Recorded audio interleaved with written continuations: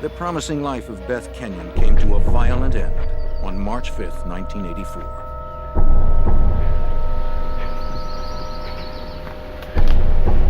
The attractive 23-year-old dreamed of becoming a model. She had even been a finalist in the Miss Florida pageant.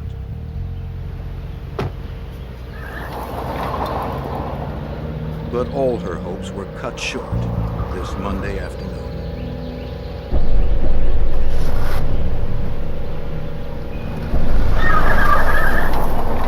The next day, Beth's parents reported her disappearance to the Miami police. The police merely listed Beth as a missing person and explained many girls her age drop out of sight for various reasons without telling their parents. But the Kenyons knew their daughter wasn't the type to just vanish after a few days on a lark. They hired private detective Ken Whitaker and his son Ken Jr. to investigate. She's been missing. The Kenyons told the Whitakers that Beth worked as a teacher of emotionally disturbed children. She has a regular routine that she comes home. She was responsible and enjoyed a close relationship with her family. Strange there. This is, as you can see, where she had a 6 o'clock appointment. That she Fearing did not something show had up. happened to Beth, the Kenyons had searched their daughter's apartment in North Dade County for anything that might help them find her. But all they found was an address book and a picture album. Picture of Beth, and this is Beth over here, and this is a boyfriend, somebody she went out with. This is just showing me a picture. Armed with little more than a few snapshots of Beth and her friends, the investigators went to work. The father and son team quickly narrowed down Beth Kenyon's last known whereabouts. Ken Whitaker Jr. talked to an attendant at a Miami gas station near the school where Beth taught. Ken showed the attendant several photographs. He clearly remembered Beth, but he also recognized someone else in the photos, a man that accompanied Beth the afternoon she disappeared. His name was Christopher Wilder. On March 11th, 6 days after Beth's disappearance, the investigators contacted Wilder by phone. He denied knowing where Beth was, but invited the Whitakers to his house to speak more about her. But when Wilder didn't answer his door, the suspicious investigators decided to look around. They had learned he was a successful building contractor and a self-proclaimed fashion photographer. The Kenyons had told the father and son team that Wilder had proposed to their daughter, but that she had turned him down, leaving him upset and angry.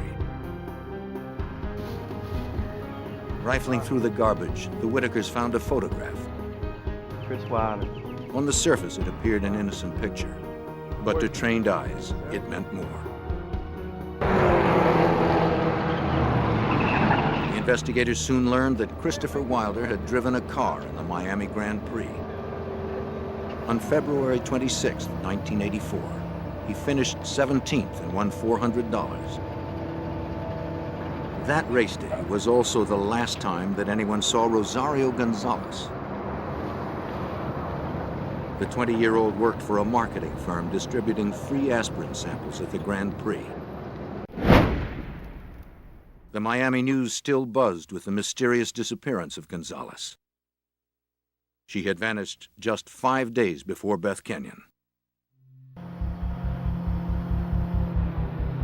The investigators discovered that Wilder knew Gonzalez. She had modeled for him in amateur photo shoots. It was a critical connection. The two missing women, Beth Kenyon and Rosario Gonzalez, were linked through Christopher Wilder. With this information, Mr. and Mrs. Kenyon sought the help of the FBI. Special Agent John Hanlon of the FBI's Violent Crimes Unit in Miami remembers the meeting. On the 12th of March, the Kenyons came to the FBI seeking more active involvement of the FBI. Of course, we didn't have any jurisdiction at the time. There was no evidence of an abduction. In an attempt to put pressure on Wilder, the Kenyons' private investigators leaked their findings to the Miami Herald. The story was published on March 16, 1984. Though the article did not mention Christopher Wilder's name, it clearly accused him. The report described the man connecting Gonzalez and Kenyon as a local contractor, race car driver, amateur photographer, and a native Australian. It was Wilder to a T. Although the FBI had no jurisdiction, Supervisory Special Agent Gordon McNeil had already begun looking into the matter. This connection drew my interest, and I decided to open a preliminary kidnapping investigation to see if we had a possible violation of federal law. Agents McNeil and Hanlon found Wilder was a likely suspect. He had a criminal history that reached back to his native Australia, where he was out on bail on a sexual assault charge. Days later, on March 21st, the agents were notified about an incident which allowed them to open a full investigation.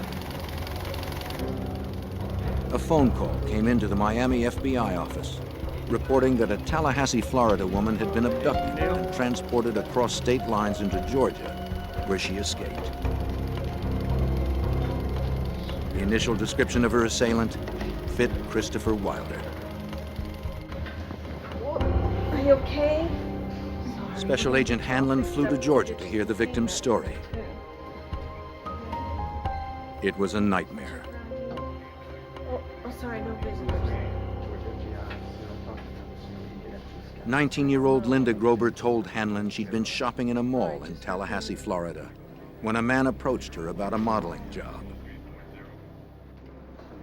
Magazine covers? I got any number of them.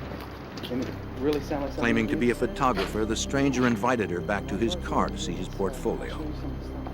It was the middle of the afternoon in a very public place, and Linda said she felt perfectly safe. Never?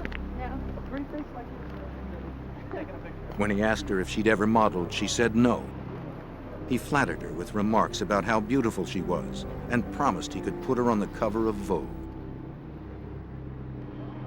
But Linda reported that when they got to his car, the photographer began changing his story. He claimed he'd left his portfolio at his studio, and he asked Linda to go back to the studio with him. When she hesitated, the man attacked and pushed her into the car. He clubbed her on the back of her head. Everything just went black. When she regained consciousness, they were driving on a country road. When her abductors saw her coming around, he stopped the car in a secluded spot.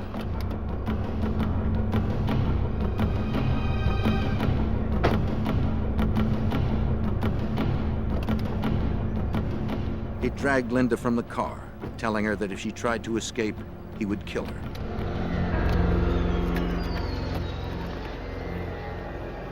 He wrapped his fingers around her throat and strangled her until she passed out.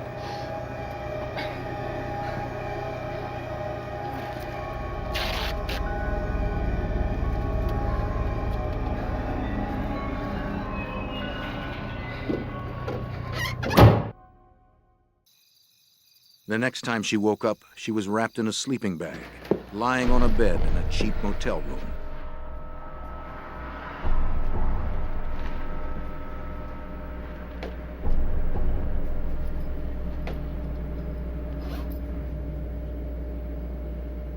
Once again, he threatened to kill her if she tried to escape. Don't move. He tied her to the bed and superglued her eyes shut. For the next several hours, the kidnapper repeatedly raped, beat, and tortured Linda Grober. When she disobeyed his commands, he shocked her with an extension cord he had fashioned into an electrocution device.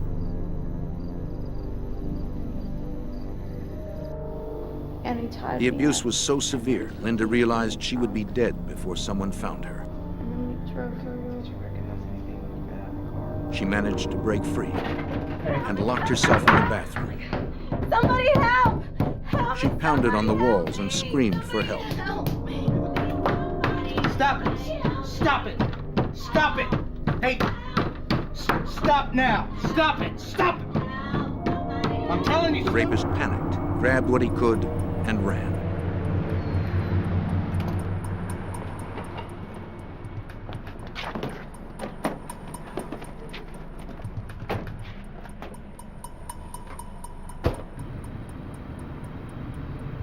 Agent Hanlon showed Grober a series of photos and asked if she could identify her assailant.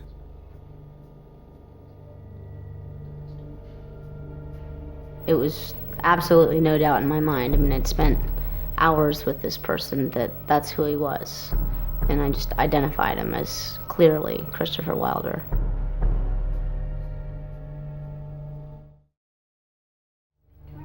Now 35, a PhD candidate and a single mom, Linda Grober's fierce determination saved her life.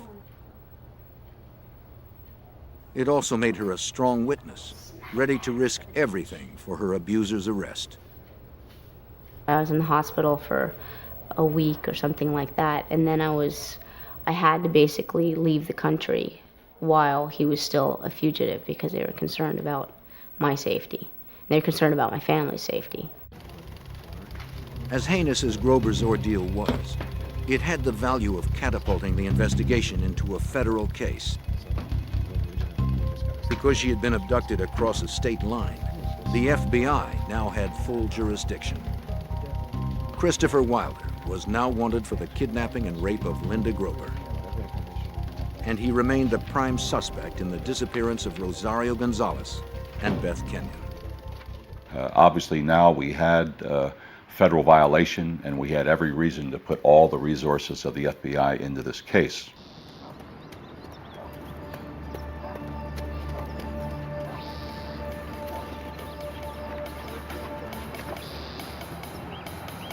Not knowing exactly where to find Wilder, a team of agents descended upon his house in full force.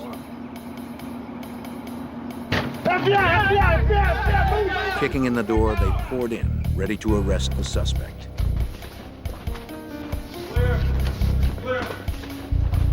Clear! Clear! But they found an empty house. Clear! Everything clear? All clear, all clear. Wilder had long abandoned it. All clear. He was on the run, days ahead of the federal agents. And every minute he remained free put another woman in jeopardy. The desperate chase had begun. March 1984. FBI agents conducted a meticulous search of the abandoned home belonging to Christopher Wilder. 2 women were missing and presumed dead at his hands. A third had barely escaped with her life after her kidnapping and rape. The agents needed something to clue them in to their suspect's present whereabouts. You like to decorate it. It's made. But before he left, Wilder had prepared his home for any investigator. The place had been manicured. There were basically no fingerprints left in Wilder's house. You're always going to find fingerprints inside a residence. It looked like everything had been totally cleaned. FBI and local authorities canvassed Miami and West Palm Beach. But no. Disclaimer: the following story is based on real-life events, public records, and historical accounts. It is intended for educational, documentary, and entertainment purposes only. While care has been taken to ensure accuracy, some scenes may be dramatized for storytelling and narrative effect. This video does not aim to defame, discredit, or harm the reputation of any individual, group, or organization. All persons are presumed innocent until proven guilty in a court of law. Viewer discretion is advised, as some content may be disturbing to certain audiences. Don't forget to subscribe, like, and share to receive more of these stories. one reported having seen or heard from Wilder since he left Linda Grober in a Georgia motel.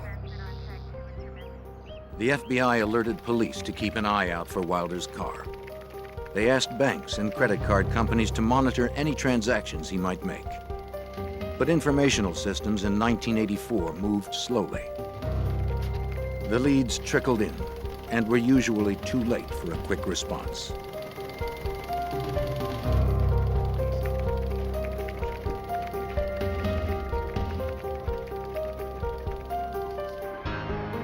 On March 21st, 1984, a sharp-eyed utility repairman in Central Florida noticed something unusual in a shallow creek.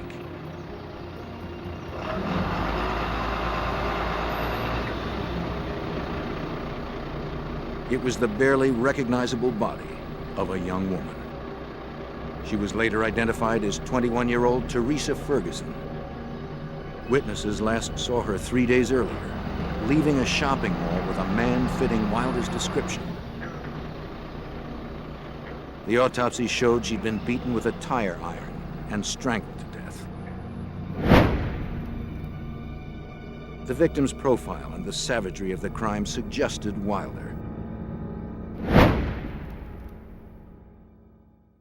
But nothing directly tied him to it. If it was the Australian contractor, the FBI agents knew they had a serial killer on the loose. One that had to be stopped before he murdered again. Agents continued to follow the suspect's trail. An automatic security camera photographed Wilder at a bank in Tampa. The bank records showed that he had emptied his accounts of more than $19,000. It was an ominous break. Their prey now had the money to travel far and wide. By March 22, 1984, Wilder was already in Texas.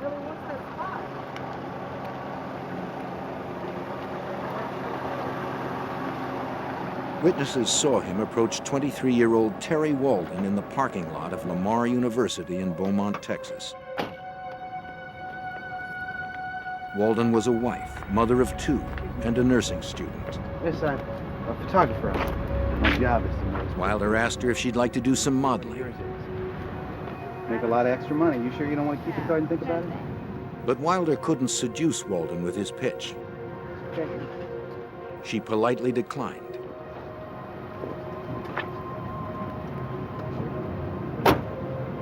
She had no way of knowing that she would soon see him again.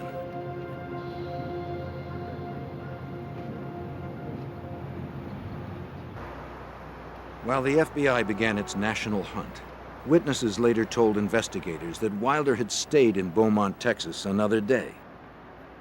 This time he went back to familiar territory to stalk his next victim. They have this one since $7.99 or $9.99. He visited the local mall, shopping for a young woman to deceive with dreams of glamour. You're taking some fashion photography? No, listen. You don't have to blind me. I'm legit. It's okay. But no one succumbed to his bogus promises. No, sorry. That's fine. That's fine. After getting brushed off several times, he spotted a familiar face. It was Terry Walden. Hey, hi. She had come to run errands after dropping her 4-year-old daughter off at daycare. Are you interested now? Will you take the card and just consider? Terry again turned Wilder down. No. I'm sure you could. But this time, he wouldn't take no for an answer. As she left the mall, Wilder followed her out to her car. In broad daylight, in the middle of a crowded mall parking lot, Wilder attacked Walden. He knocked her unconscious and pushed her into her Mercury Cougar.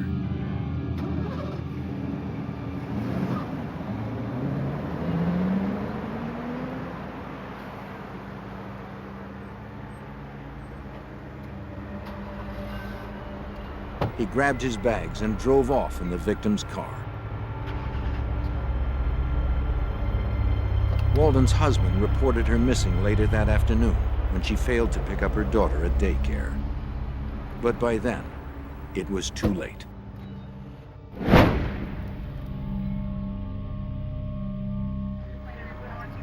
Terry Walden's body was found floating in a canal near Beaumont, Texas, a few days later.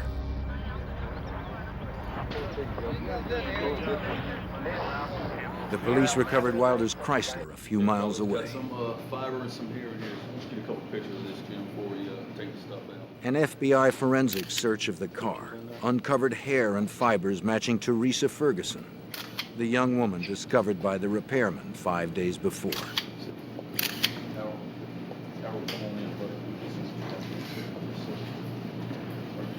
It confirmed what the agents had suspected all along. Teresa Ferguson had been Wilder's fourth known victim. Get on the floor, bro.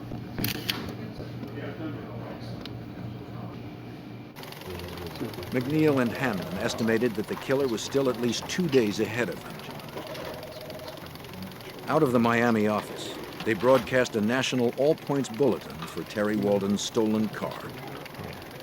Every state police agency along the way, every state trooper who was out on that highway knew the car we were looking for. And unfortunately, it's amazing sometimes you say, okay, well, he's in a purple car. We say, how many purple cars are out there? Well, it's amazing how many purple cars are out there when you're looking for purple cars. And that was the problem. We never knew at the time what license plate he was using on that particular vehicle. FBI teletypes clattered endlessly. Every field office in the country received page after page describing Wilder's physical appearance, his victim profiles, where he had last been identified, and where he was thought to be heading. The technology of 1984, however, could not keep up with the pace of his flight.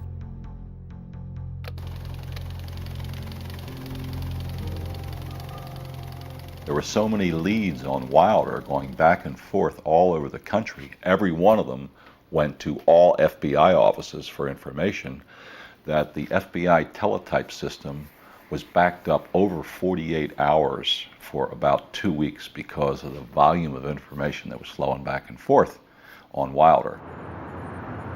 That left the Bureau with only one certain way to track Wilder. They had to follow the grisly trail of corpses he discarded as he ran.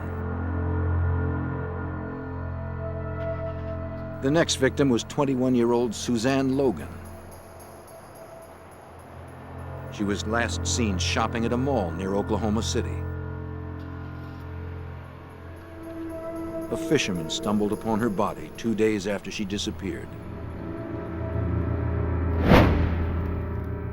The location of her disappearance and the manner in which she died all suggested one thing. She had died at the hands of Christopher Wilder.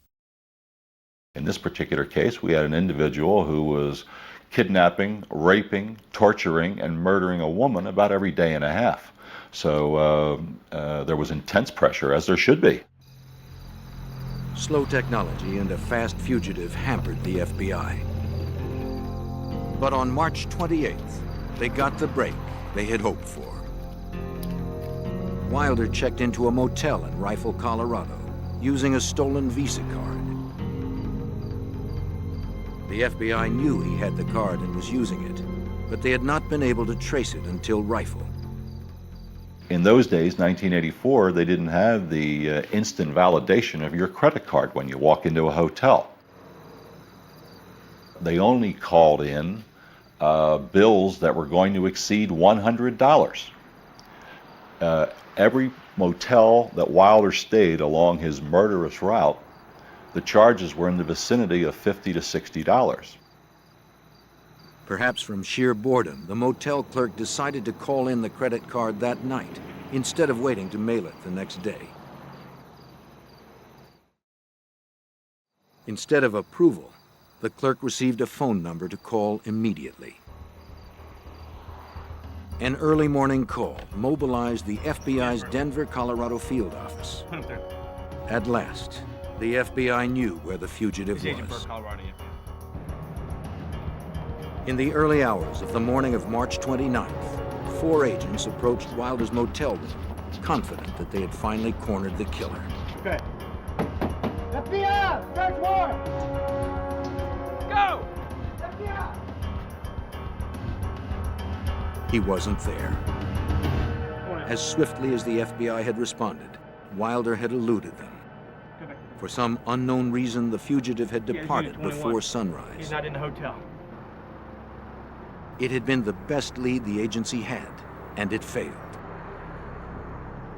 Once again, the exasperated task force had no idea of where the predator was. Yet they feared it was one of the dozens of shopping malls within a day's drive of Rifle, Colorado. March 29, 1984. In just 3 weeks, the Australian contractor Christopher Wilder had abducted 4 women and murdered 3 of them.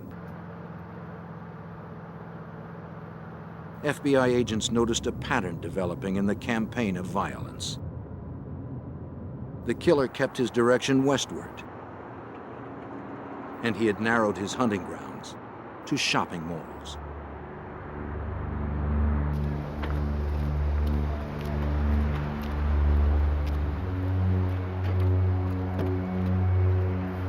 "18-year-old Cheryl Bonaventura was last seen at the Mesa Shopping Mall in Grand Junction, Colorado.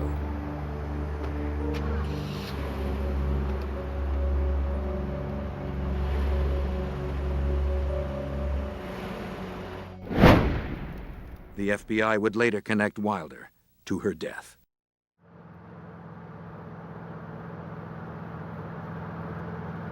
You had a man that you knew was on the prowl. You had a man who you knew as each day goes by that some poor soul in deathly fear of her life was dying in an extremely extremely painful way. To get the word out, the FBI cast a wide net. Across the country, agents notified security officers and mall managers about the danger,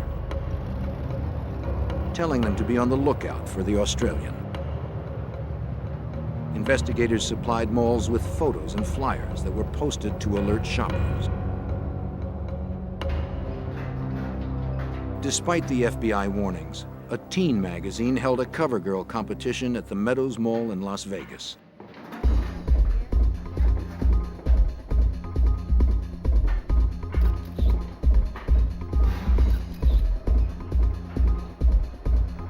Wilder showed up, armed with his camera.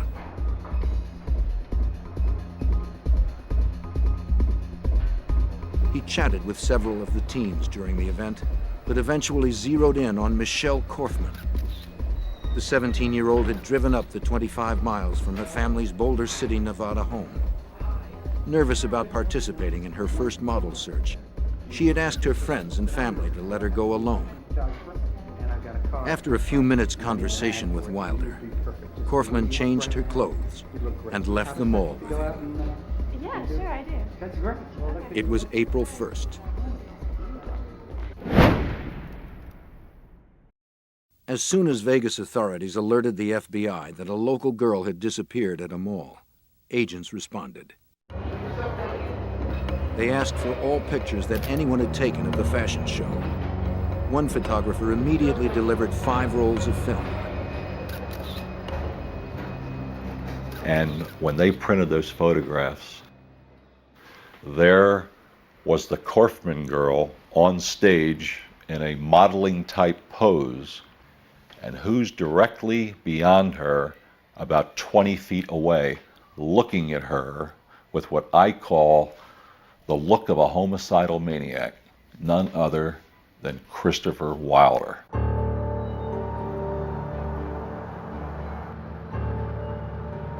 Like the others, young Michelle Korfman suffered at the hands of Wilder. He bound and gagged her with duct tape. Then he beat, raped, and tortured her. And you will see incisions in the body. They may only be 1 inch to 1.5 inches long, and they're not deep. They're done just enough to make it bleed. They were only meant to torture, not to kill, until he finally actually killed the victims. He was a brutal sexual sadist. Prowling shopping centers and other areas. On April 5th, 4 days after the Michelle Korfman disappearance, the FBI held a press conference. They announced the placement of Christopher Wilder on its famed 10 Most Wanted Fugitives list. 10 most wanted list. For 50 years, the list has helped generate the publicity needed to catch violent fugitives. Hey, Val. Special Agent Tron Brecky serves as national spokesman for the FBI. Okay, thank you. The criteria for the top 10 was met with Wilder. He was a menace to society. He was extremely dangerous, a violent individual on whom charges were outstanding, and he had fled the area where we thought that he might be. Therefore, it was very important for us to get the message out to the American public and to the media that he could be anywhere in the United States.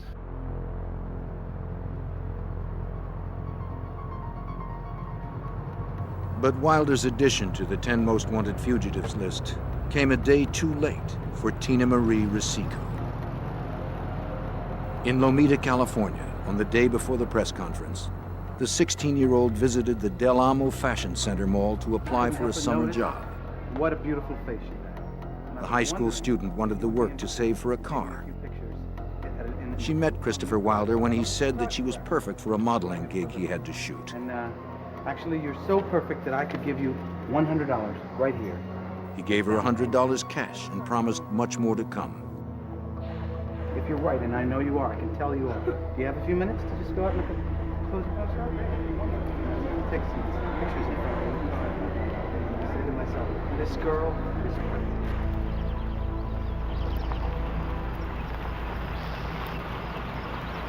Wilder drove Tina Marie to a nearby park.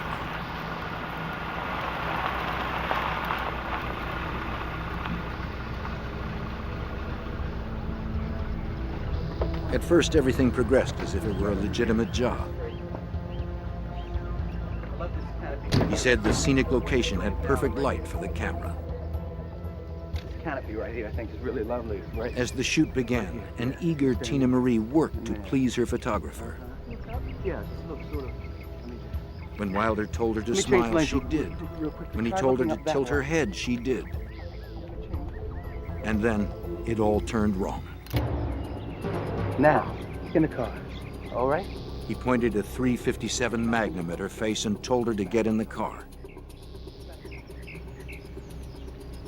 Quickly, quickly. The terrified teen had no choice but to obey.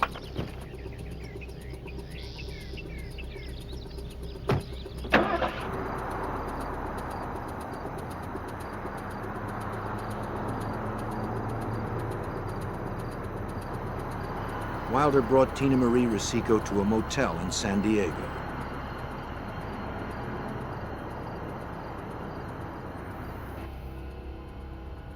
There, like all the others, he beat his teenage victim, tied her to the bed, and raped her repeatedly.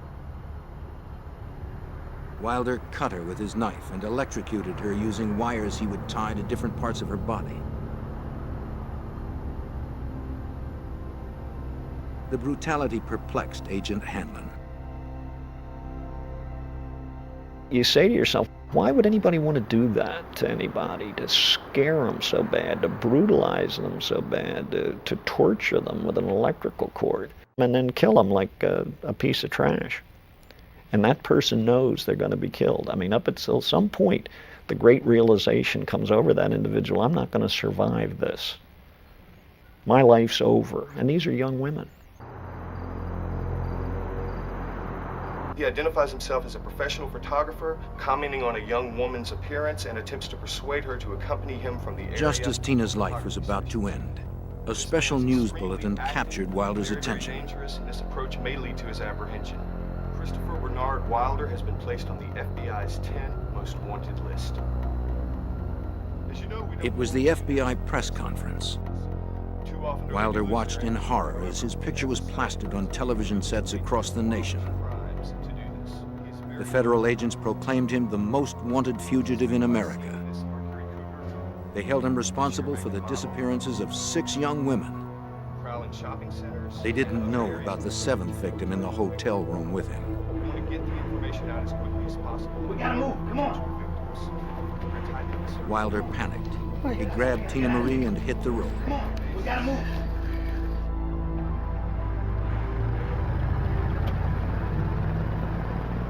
But now that he was top on the 10 most wanted fugitives list, Wilder landed on the front page of every newspaper and on the top of every newscast in the country. It's the front page headline in every newspaper in America.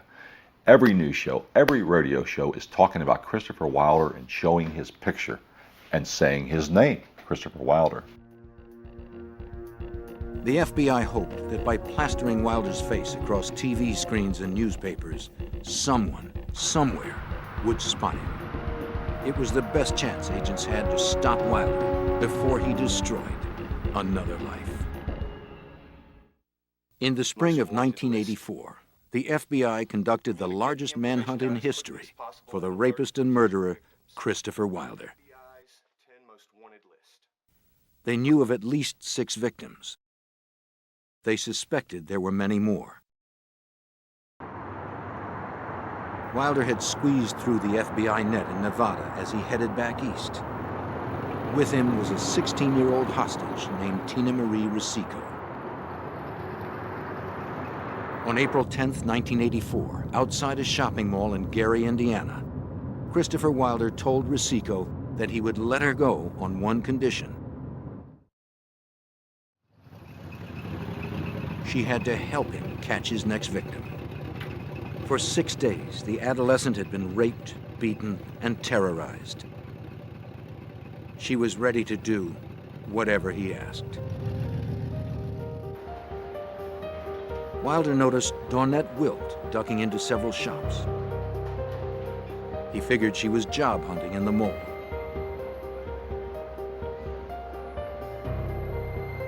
Rosico told Dawnette that Wilder was a store manager and wanted her to fill out a job application at his car.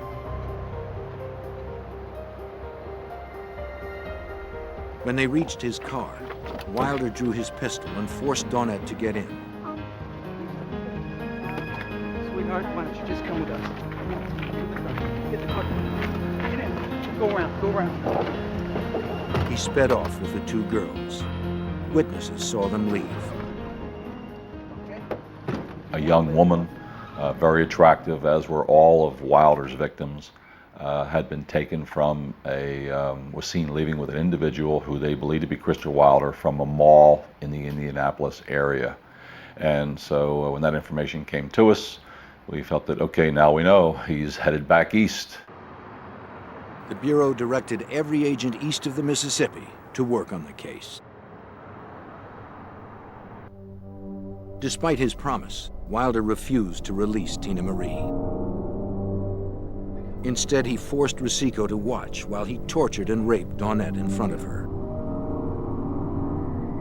The nightmare continued for 2 days. On the morning of April 12, 1984, Tina Marie heard a familiar voice on the morning news. Any kind of energy, and just put Tina come home alive safely. You know, we're all rooting for you. The word that we've got on national television, Tina Marie's mother begged the kidnapper not to hurt her daughter. Your daughter, and that there is every indication that your daughter is still alive. And Wilder flew into another panic. He packed up his hostages and left. Get her dressed and you get dressed. Now. Wilder complained that it was only a matter of time before the FBI caught up with him. He stopped the car in a wooded area near Penn Yan, New York.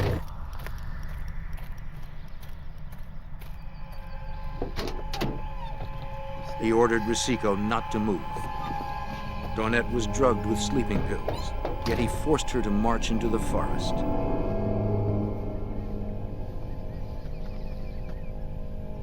Left alone, Tina Marie pondered the opportunity to escape. But the horror of the last 9 days had broken her mentally. She stayed put.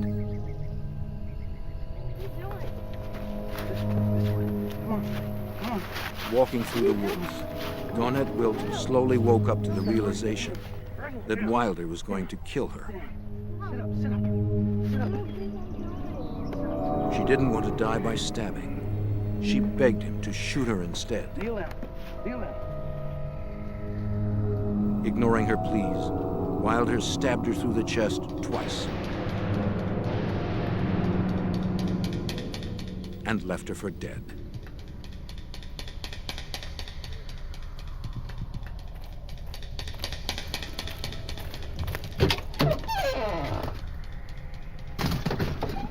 Okay, here we go.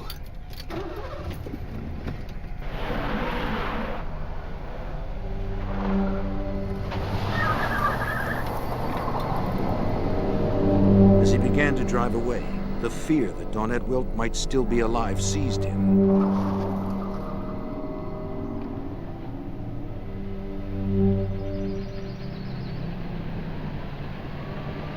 He returned to the scene to properly dispose of Dawnette.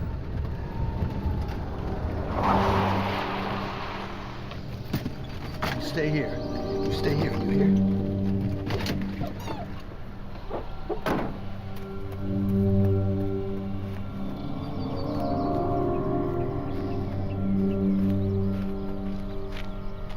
When he got there, he could scarcely believe what he saw. She was gone. Incredibly, Dawnette Wilt had survived. Stabbed twice, bleeding profusely, drugged and beaten, she had managed to pull herself up and escape to a road where a passing motorist rescued her. Thanks to Wilt's testimony, the FBI now pinned Wilder in the Northeast, still driving the Mercury Cougar he had stolen from Terry Walden. But for how long? After he went back and found out that she was no longer there, he realized obviously that he had to do something with this vehicle. He needed a new vehicle. And he got into western New York State. Once again, he headed for the nearest mall.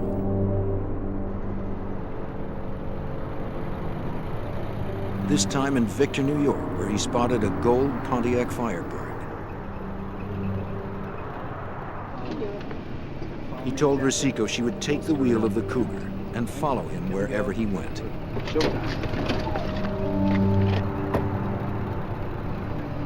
He carjacked 33-year-old Beth Dodge. At gunpoint, Wilder forced her into the back seat of her Firebird. The emotionally shattered Tina Marie did as she was ordered.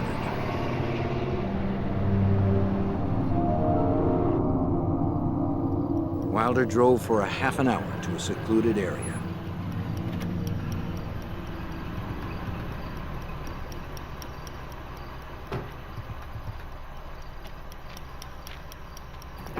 Come on, get out. Come on, just get out. Just get out.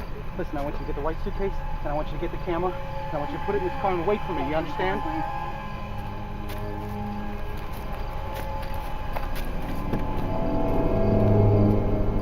He forced Beth Dodge into the woods.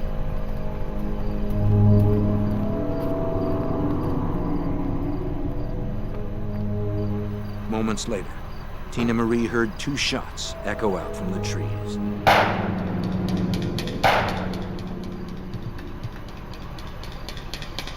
There had been no rape, no torture this time. Wilder had simply killed Dodge for her car. But he had a different fate in mind for Tina Marie.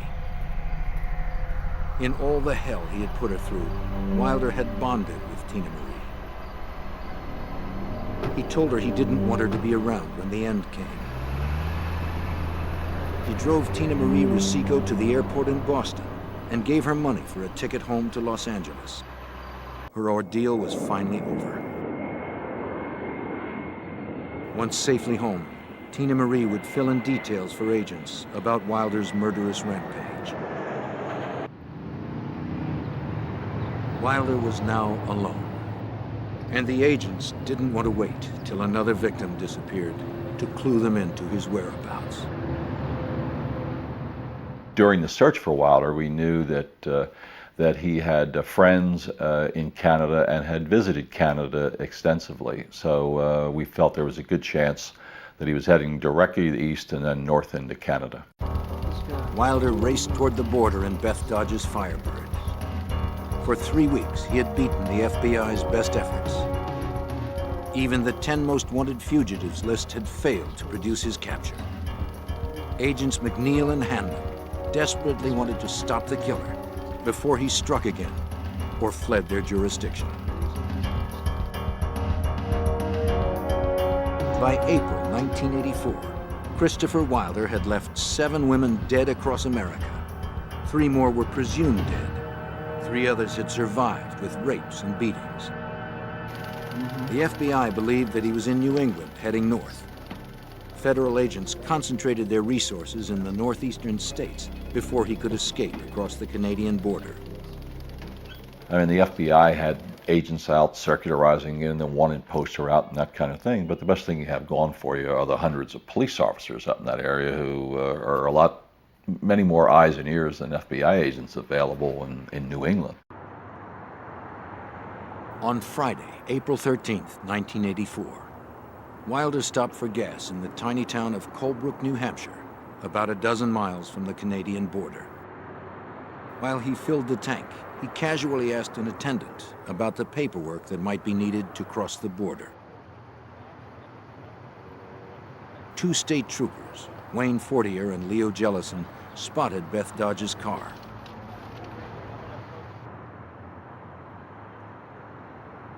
They, like almost every police department in the country, had been told to be on the lookout for the Firebird and for a man of Wilder's description. Jellison asked Wilder if he could speak with him. Please, get out of the car! Wilder leaped into the Firebird and grabbed his .357 Magnum. In the struggle, the weapon went off. Officer Jellison was shot in the chest. He would live. But Christopher Wilder would not. The bullet that wounded Officer Jellison first passed through Wilder. It pierced his heart, killing him instantly. Wilder's cross-country reign of terror ended with a 10th death. His own. Authorities ultimately recovered the mutilated bodies of Cheryl Bonaventura and Michelle Korfman in the months afterwards. But the 2 missing women that started the investigation, Rosario Gonzalez and Beth Kenyon, were never found. Mr. and Mrs. Kenyon went to their graves without knowing the fate of their daughter. Other victims and their loved ones have struggled to restore their shattered lives.